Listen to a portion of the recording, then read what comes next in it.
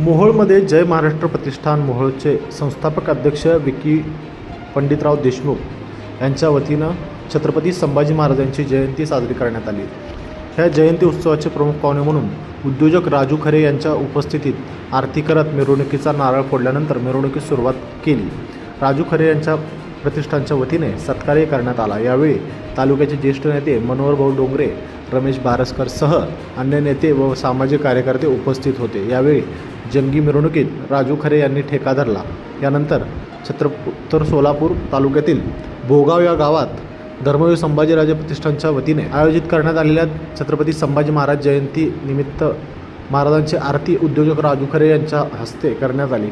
यावेळी प्रतिष्ठानचे अध्यक्ष परशुराम बनसोडे, उपाध्यक्ष बाळासाहेब चव्हाण, संजय तांबे, दीपक राजगुरू, सोनू कापसे, गणेश पाटील, सौदागर क्षीरसागर, धनाजी भोसले आदी उपस्थित होते। तसेच उत्तर सोलापूर तालुक्यातील बानेगाव याही ठिकाणी रेतेच्या राजा मित्र परिवार मंडळाच्या वतीने आयोजित करण्यात आलेल्या छत्रपती संभाजीराजे यांच्या जयंतीनिमित्त सोहळ्यास उपस्थित राहून महाराजांना अभिवादन करण्यात आले। यावेळी सरपंच लिंबाजी जाधव, उपसरपंच सुयोग कांबळे, अध्यक्ष सोहम बरबळे, शुभम नावडे, सिदा नावडे, किरण नावडे, काशीद साहेब, सुदाम कोळी, किशोर शिंदे यांच्यासह गावातील ग्रामस्थ सदस्य उपस्थित होते।